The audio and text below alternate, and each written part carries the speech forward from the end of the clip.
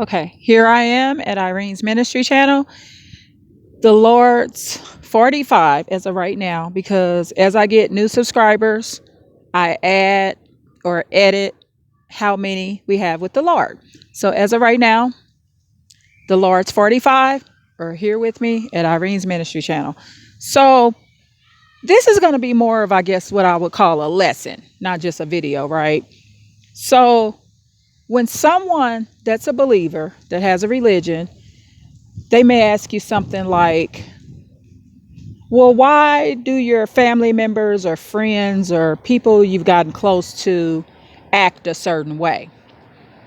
And I mean, these could be family members or friends or associates, best friends you've grown up with that have came into sinful behaviors, disobedience, sin, and things like that. So,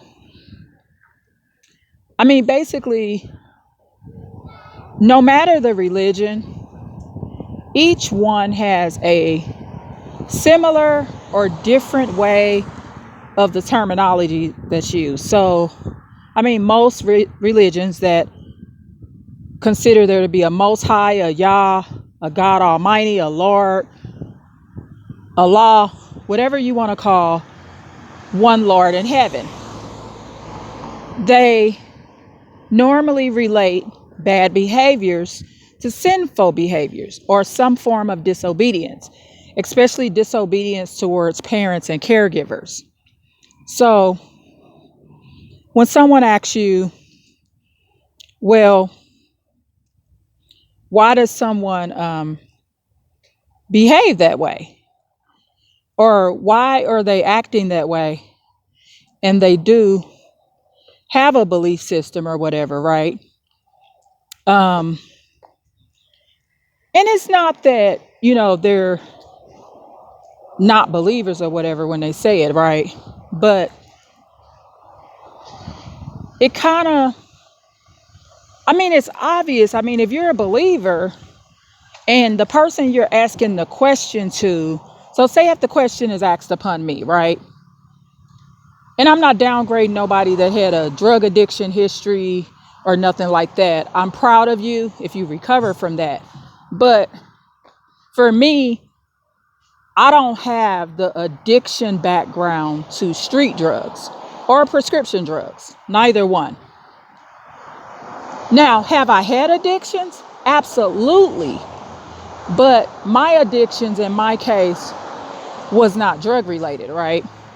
So if someone that has a religion that they're following and they're in obedience to their religion, they ask, well, why are these people around you acting that way?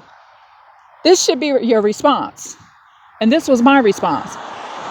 They're in disobedience. They're sinning. They're making choices. Because remember, it's a choice too for most of us. I mean, like, in psychology, we always want to say, oh, it's a diagnosis, it's this, it's that. But a lot of mental health things that go on, they're not just a diagnosis or bad behavior. These people are living in sin. So we will find, for me too, that for everyone, the less sin we commit, the less mental problems we will act like we have. Because a lot of times, the root of the mental problem is the sin that you're committing. You understand? So, or the sin that they are committing, not you per se, but none of us will leave this earth and not have committed some sort of sin. So just be aware of that question, especially when someone that's a believer wants to know why these people are doing that. Because sometimes in a subtle way,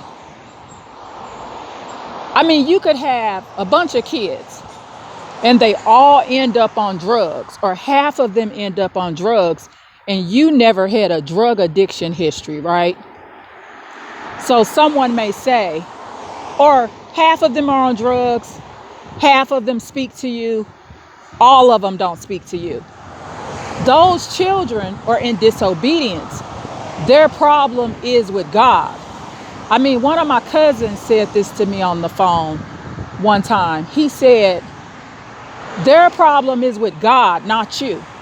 And I'll never forget him saying that to me, because it changed my thought process. And what it did too, it made me, I guess my cousin is saying, you know, Irene, you put too much on yourself. Like,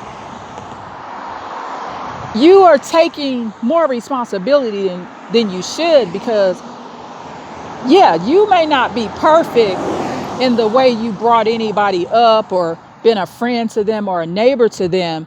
However, if they are in a lot of sin and they are immersed in the sin immensely, and they are living in a great form of disobedience in their lifestyle, their problem is with God Almighty, or whatever word you want to use for our heavenly God.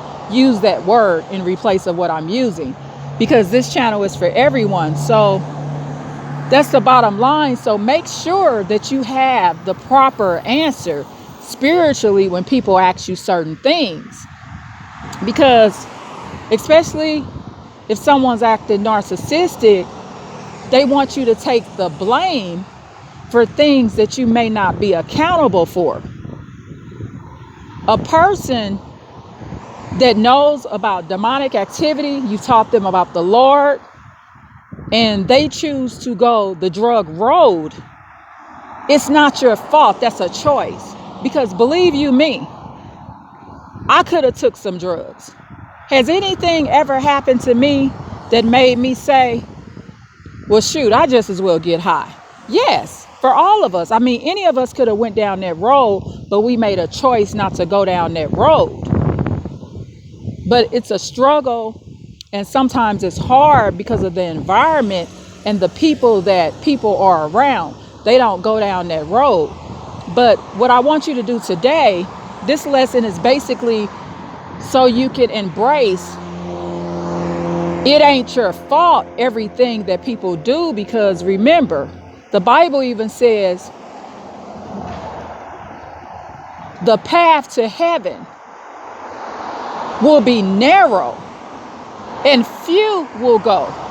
Keep that in mind. So you could raise your kids, you could raise your nephews, your nieces, your children. You could even raise some neighborhood kids. You did the best you could. And when they choose to live in disobedience, that's a spiritual issue. As long as you taught them that there was a Lord, and they claim they believe in a Lord, and you shared that with them, and you introduced them to a Bible, you introduced them to churches, you introduced them to masjid, and you were consistent in prayer, you were consistent in their life, it's not your fault what they're doing. You know what I'm saying? So I just want you to have the correct response. So when you've invested and done the right thing, especially when it comes to staying away from some kind of addiction, I mean, maybe you were on drugs, but it was other addictions you were able to fight that maybe I wasn't able to fight. My addiction could have been relationships, getting in bad relationships, right? So just remember how to answer to that and take that accountability off you, because you're not no God. You're not nobody's Lord.